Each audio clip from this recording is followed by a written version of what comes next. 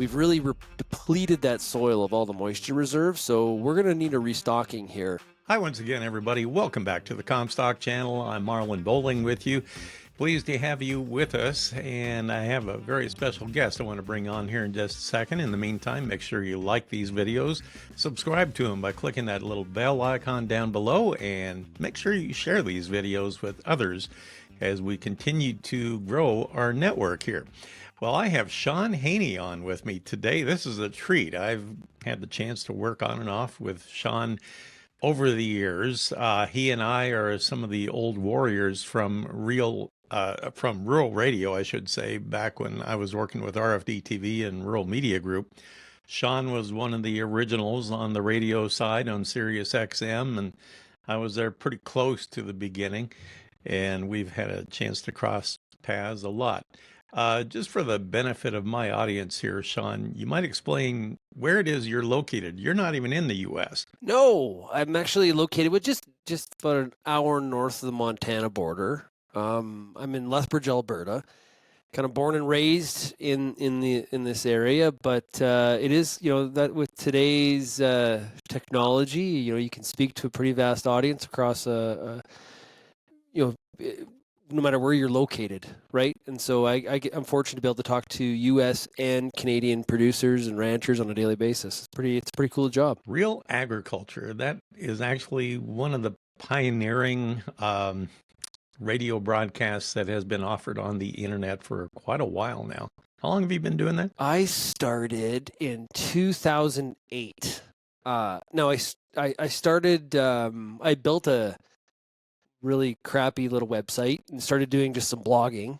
And by about middle or end of 2009, kind of got the idea based on what was happening in the tech media space. I got the idea maybe I should take a video camera to some trade shows. And so I started doing that, and I can say that at the time I was probably the only person showing up at a farm show with a camera.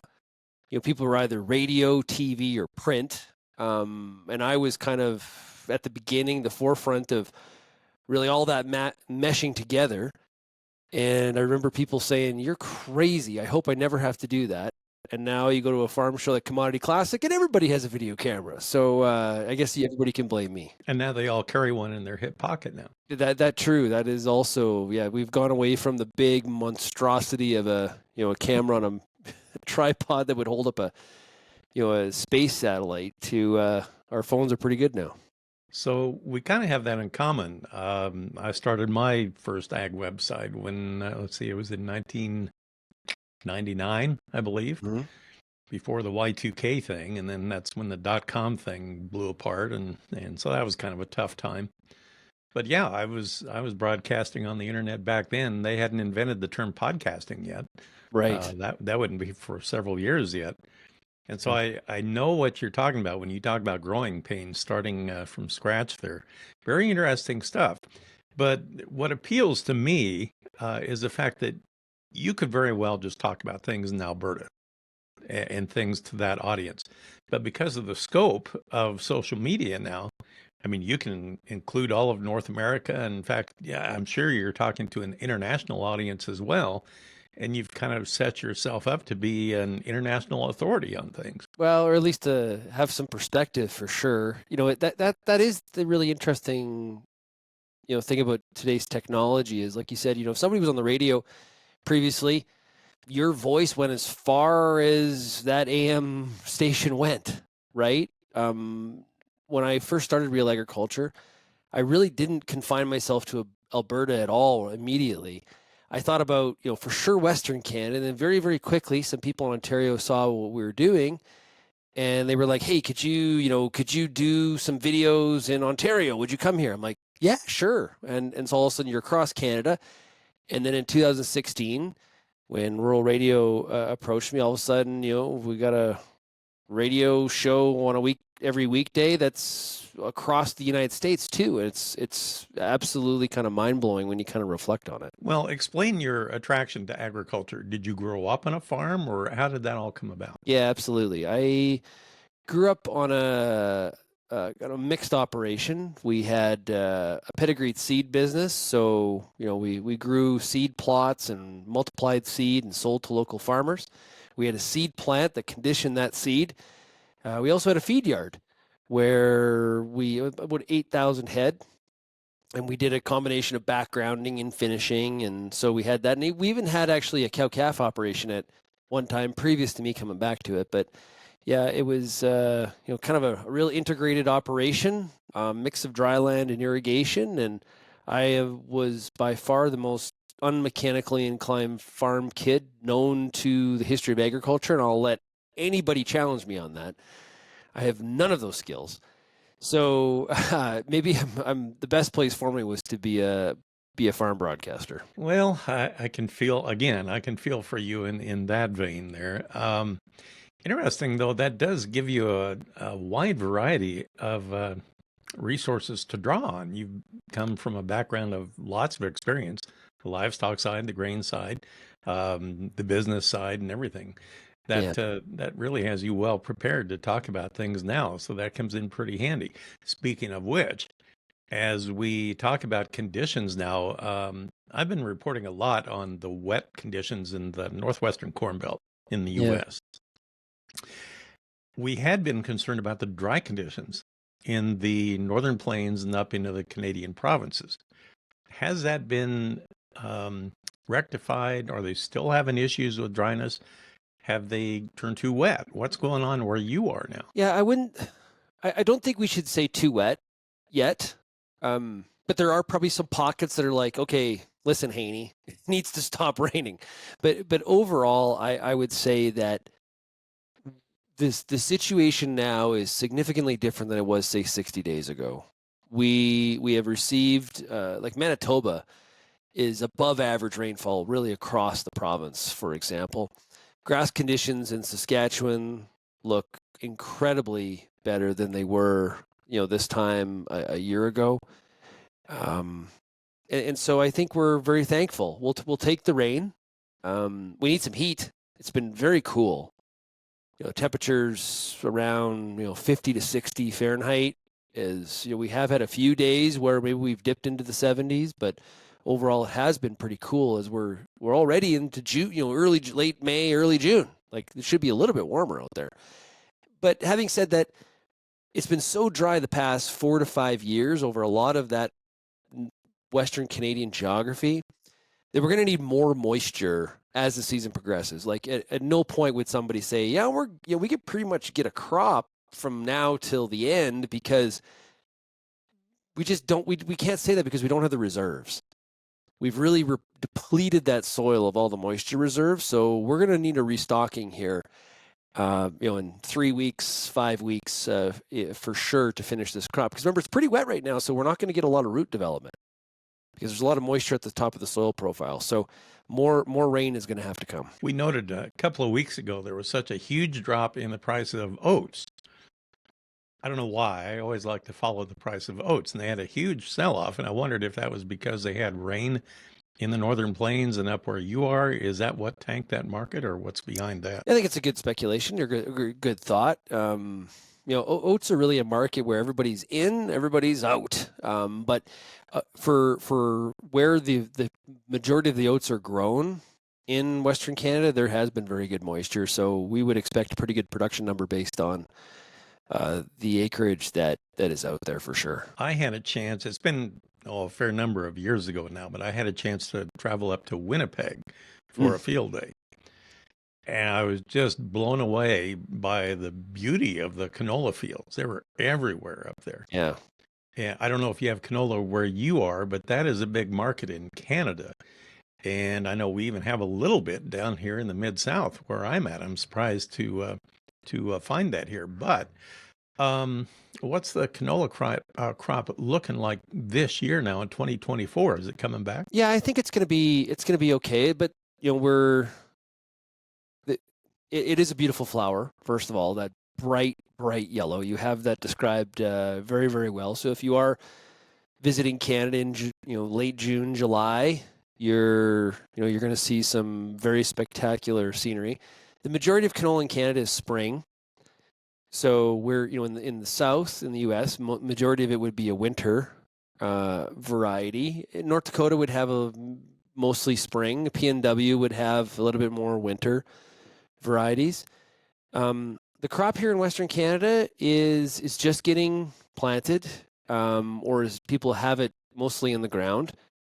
It needs some heat to blow, to get emerged and blow past those flea beetles. That early emerged crop really gets attacked by flea beetles. It can really set the crop back. And if you have cool weather in that period, it's hard for that crop to grow out of that stage because of how it is being attacked by the flea beetles. So I heard yesterday there was already some people that were spraying for flea beetles, which isn't too much of a surprise. But if we get some heat, we'll quickly launch out of the ground and blow past these flea beetles, and they won't be as much of a concern. They'll move on to another target. We got about, on a typical year, we'll have between 20 to 22 million acres of canola in Canada, roughly. It is one of the major money-making crops, for sure, for the Western Canadian prairies. There's a lot of excitement about renewable diesel and the opportunity. We're seeing a lot of capital being invested to increase the size of the Canadian canola crush capacity. If all of these plants get built, we could have domestic crush of somewhere around 17 million metric tons. On a typical year, we're roughly, we're around that 20 million metric ton mark or a little bit more. In the drought of 21, we actually produced closer to I think it was 14. So we would have more crush capacity than actual output. So that's going to be really interesting. And you can imagine what would happen to the basis in some years like that. But renewable diesel has people in the canola world pretty excited. So corn and soybeans, talk to me about the production of both of those in Canada. Which is more prevalent where you are? Where I am, neither. It is mainly in Alberta. There is corn, so maybe I should. It's all for silage for the most part, to be used in. In southern Alberta here we have a pretty large. At one time it was the 5th largest cattle feeding capacity area in North America. I don't know where it sits on the list now, but there's a lot of feed yards, so a lot of that's being used for silage. It's still a pretty low amount of acres. I don't think it's even over 1 million acres. Manitoba is where you see a lot more corn and soybeans, low heat unit. Okay.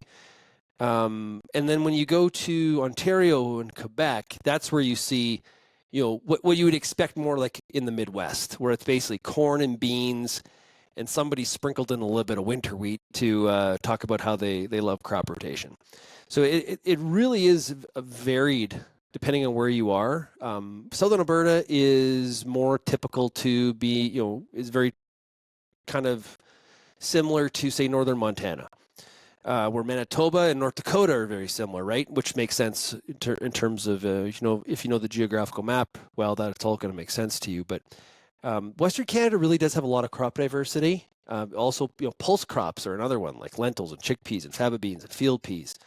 Also, very prolific across, especially the dry areas of the Western Canadian prairies, Southwest Saskatchewan being an example. Has it been a good year for them? We're just kind of getting out of the ground, right? So one of the big issues for the pulse crop has over the past number of years is root rot, which is also a big issue in northeastern Montana and northern North Dakota as well. So, phenomyces is the disease, a root rot, that really does hold back yield. That's, due to having wet feet, which, we have obviously this year. So it could be a real concern as the crop year progresses, and also tight rotations.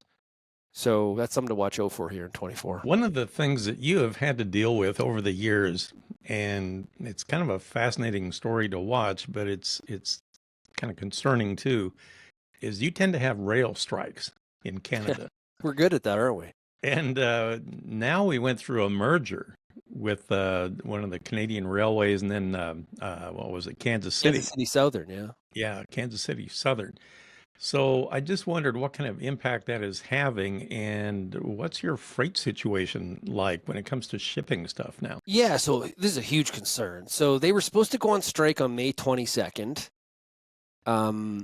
The CFIB, the Canadian government has basically delayed the strike. and they're doing a look CIRB. They're doing an investigation into safety issues related to what happens if both CN and CPKC go on strike at the same time. Some of this is related to propane. There's a lot of Canadian homes, especially in Eastern Canada, that are actually heated by propane that has to be transported into areas. This has pushed the strike back to, there's no timeline on this investigation for this report.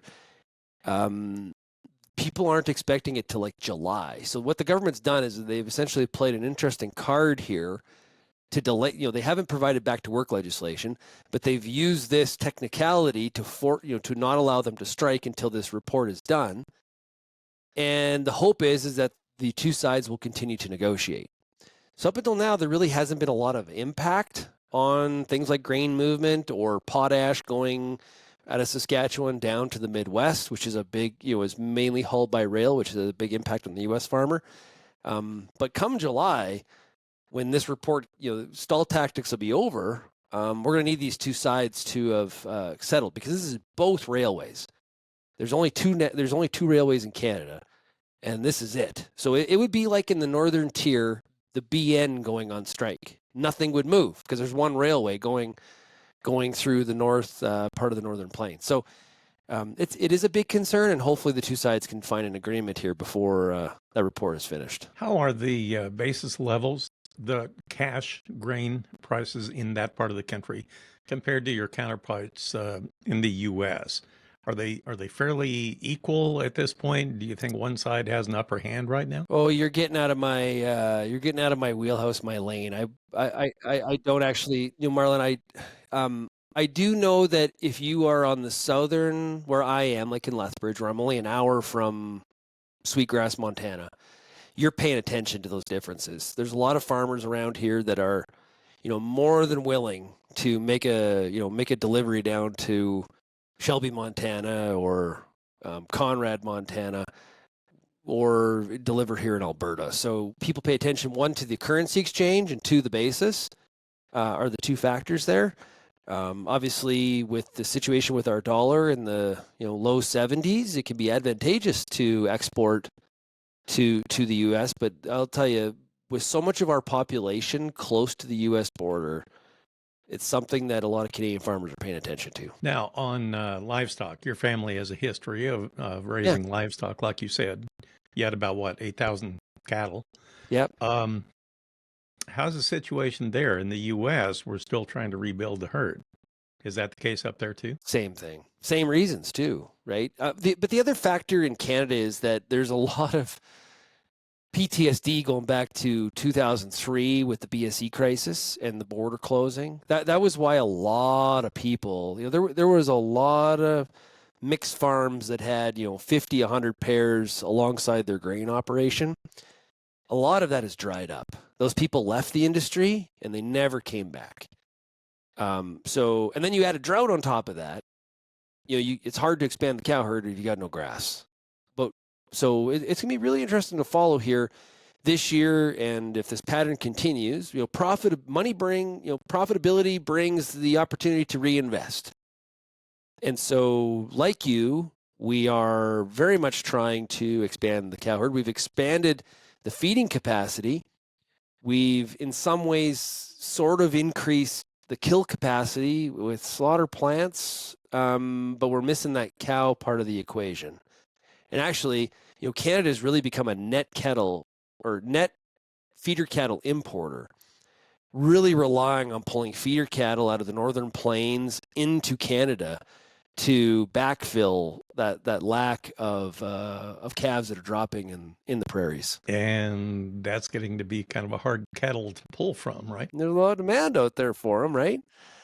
There's the feeder cattle are, we know this for sure. Feeder cattle are expensive. I sure do appreciate you taking time to talk with us. And it's always good to compare notes with you to see how things are interrelated across the border. But you do a great job of it. And I always look forward to hearing what you have to say about conditions in Canada and the U.S. So I look forward to maybe talking with you again here before too long. And we'll kind of compare notes again once we get deeper into the season. What do you think? Absolutely. Anytime. Love chatting with you, and anytime you want, Marlin, I'm available for you. That's awesome. Well, Shaun, all the best to you and the team there. I know you guys do outstanding work. That's Shaun Haney with Real Agriculture, one of the big networks based out of Canada. They talk nothing but ag, and they do it on radio and online. Shaun, thanks again. I appreciate it. That'll do it for this episode. And for producer Brianne Hendrickson, I'm Marlin Bohling. We will catch you next time right here on the Comstock channel. Thanks for joining us on our Comstock YouTube channel. Don't forget you can also find us on Facebook and TikTok as well. Futures trading involves risk. The risk of loss in trading futures and or options is substantial, and each investor and or trader must consider whether this is a suitable investment. Past performance is not indicative of future results.